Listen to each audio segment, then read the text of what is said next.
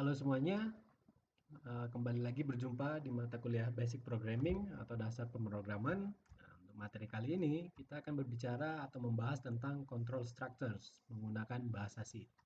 Untuk materi ini sendiri sudah dipersiapkan oleh Ibu Inte Kristinawati Bu Lolo dan akan disajikan oleh saya, Gary Wowini. Oke, materi yang akan kita bahas hari ini mulai dari control structure itu sendiri, yang di dalamnya ada conditional statement if, di dalamnya lagi ada conditional statement if else, dan di dalamnya lagi ada conditional statement else if, switch, break, hingga nanti pada akhir materi kita akan melakukan sedikit exercise menggunakan bahasa C. Oke, kita akan membahas satu persatu. Conditional expression.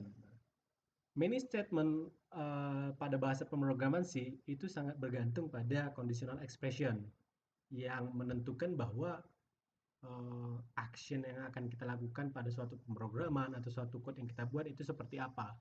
Oke, ada beberapa langkah-langkah, ada beberapa prosedur yang akan kita pilih. Itu yang dimaksud dengan conditional statement tadi, conditional expressionnya. Nah, conditional expression sendiri ini akan mengevaluasi apakah suatu nilai itu bernilai true atau suatu nilai bernilai false. Value-nya, nilainya itu bernilai benar atau bernilai salah.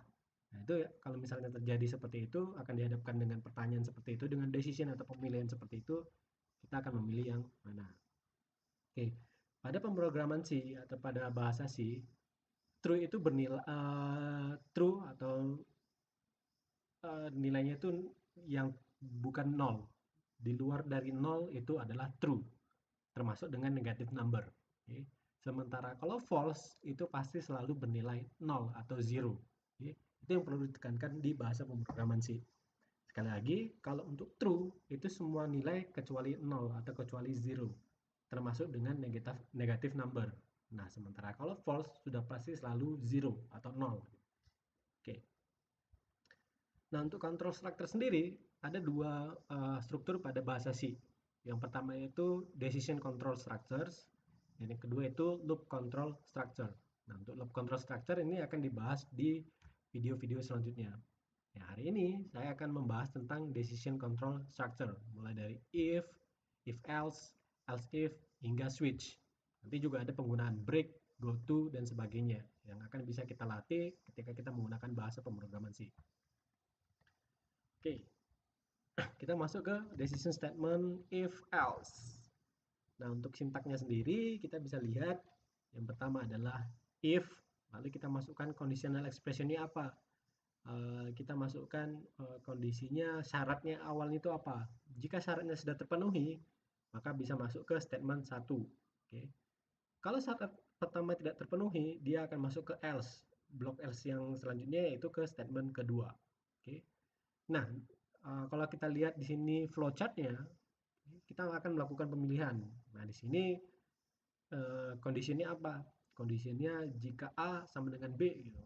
Kalau misalnya kondisinya atau hasilnya adalah true, maka dia akan masuk ke action 2 atau block statement kedua. Kalau hasilnya false, dia akan masuk ke action 1 atau block action pertama. Oke. Lalu nanti tetap ujung-ujungnya akan memunculkan nilai yang mana gitu. Yang menjadi catatan di sini adalah else itu bersifat opsional atau tidak mesti, tidak harus gitu ada.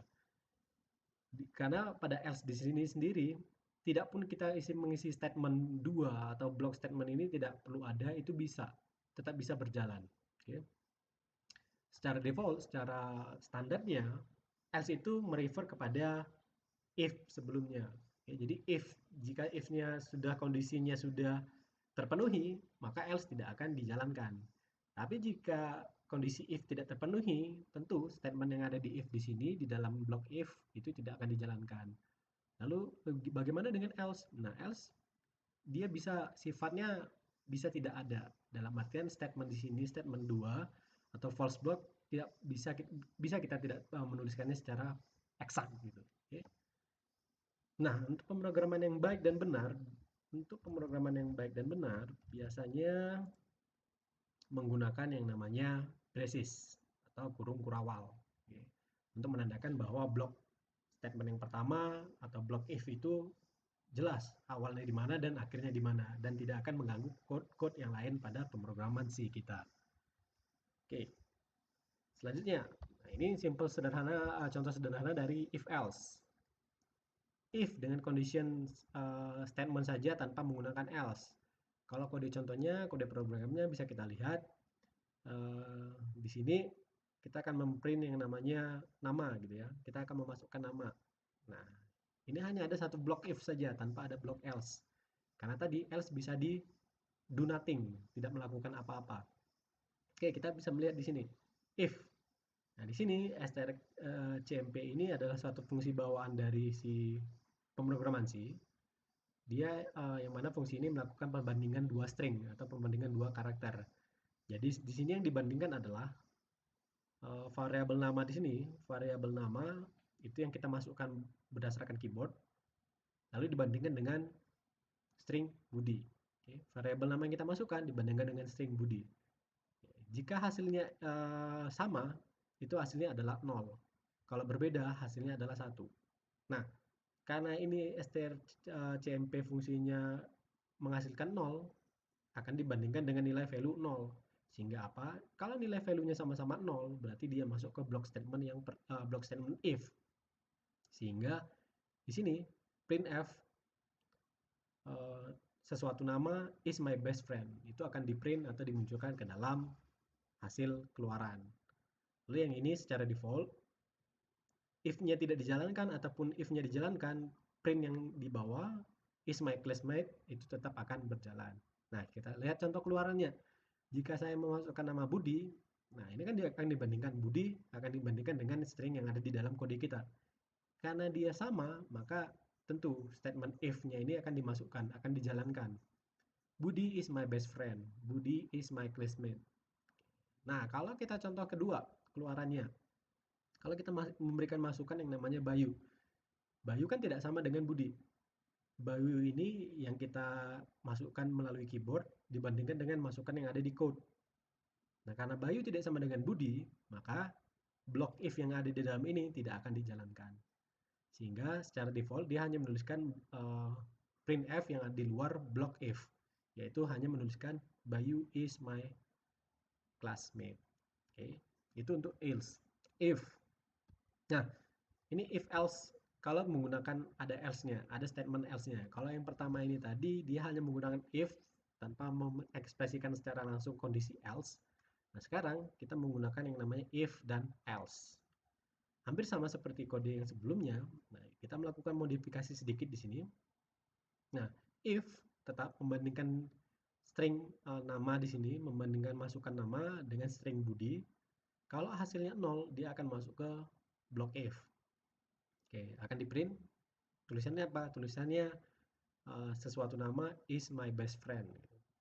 Lalu kalau else, berarti di luar ini. Kalau hasilnya, kalau nama dan Budi ini tidak sama, variabel nama dan string Budi ini tidak sama, maka dia akan mencatatkan atau masuk ke block if, ke block else-nya, bukan ke block if, tapi dia akan masuk ke block else, masuk ke statement else.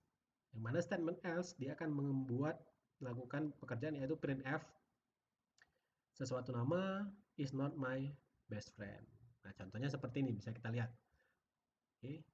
Strukturnya seperti ini. If kondisi atau ekspresinya apa, statement pertamanya seperti apa, else berarti di luar kondisi pertama, dia masuk ke statement kedua. Kita lihat contohnya di sini.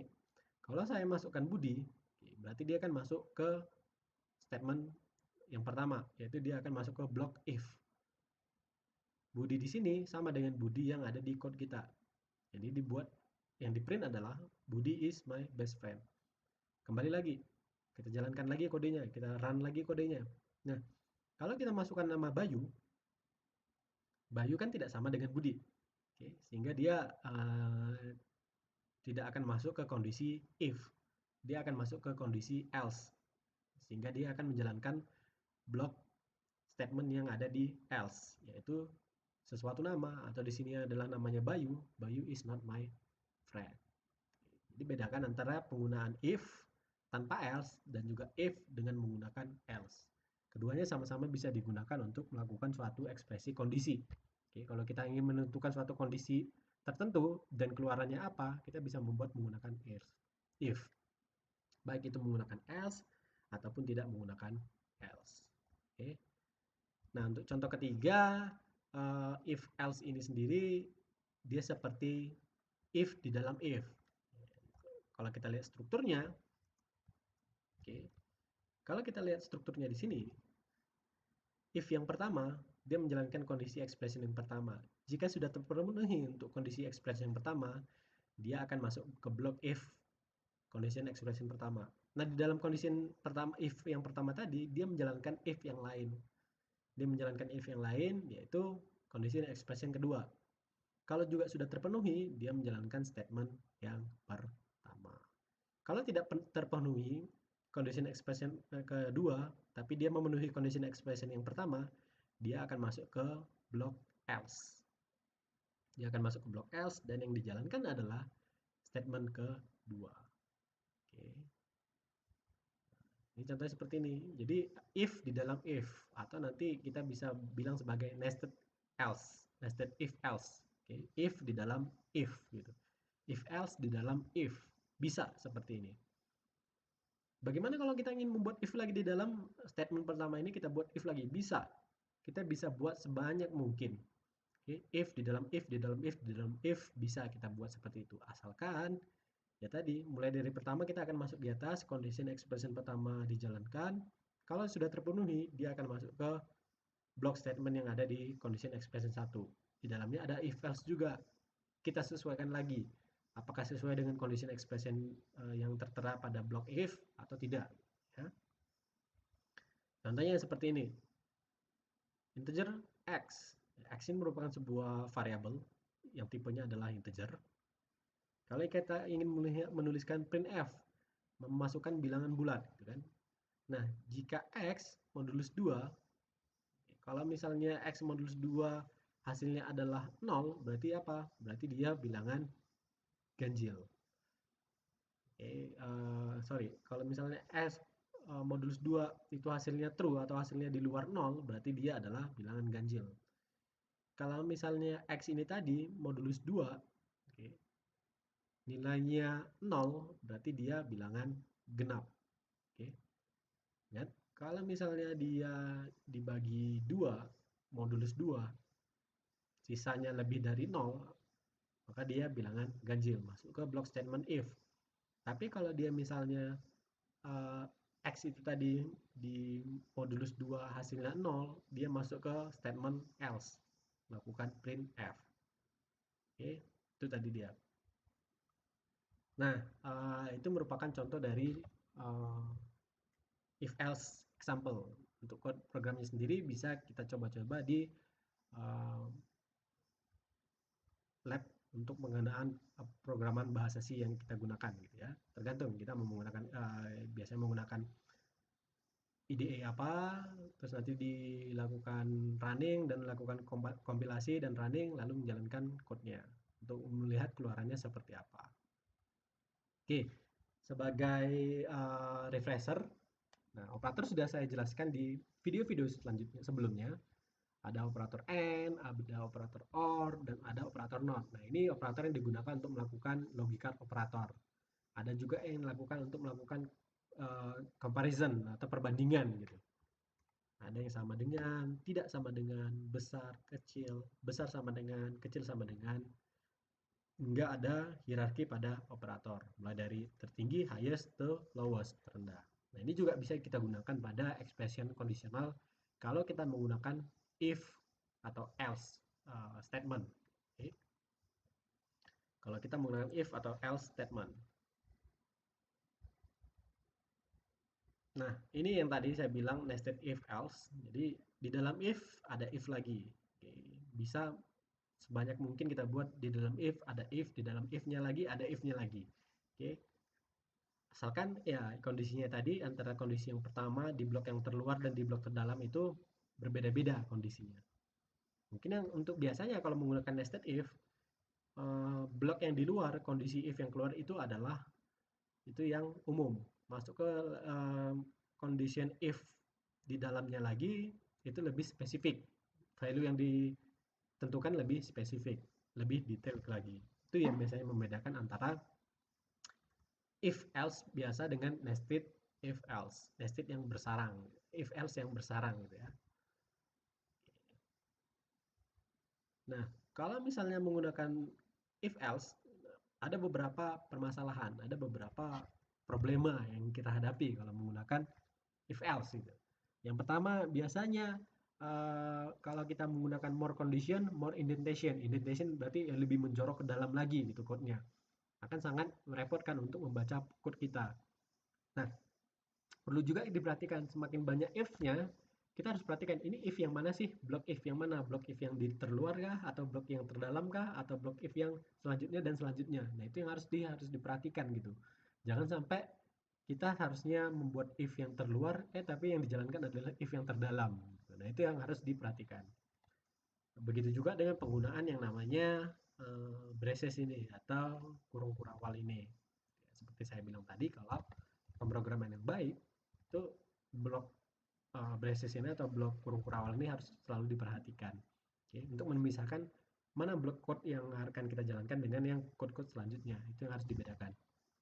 Solusinya bisa menggunakan operator and atau or, atau else if. Kita menggunakan else if. Kalau tadi if else, ini else if. Oke. Kalau ini else if dan yang ini adalah else if. Nah, untuk else if sendiri, kalau tadi hanya menggunakan if dan else, dan di sini kita bisa menggunakan else if berkali-kali. Jadi kita lihat tetap yang pertama adalah condition if, condition expression 1, terus statementnya apa, statement pertama. Nah, kalau tidak masuk ke condition pertama, kita masuk else if, kita buat lagi condition expression kedua. Statementnya apa, statement kedua. Kalau tidak masuk lagi, kita buat lagi else if, dan ya tergantung seberapa banyak bisa kita buat else if-nya. Tergantung dengan kondisi yang akan kita buat. Oke. Nah, contohnya seperti ini. Kalau misalnya if saya buat nilai saya besar sama dengan 80. Oke, statement yang dijalankan adalah you get an A point. Lalu jalankan else if. Ini bukan else tapi else if. Oke.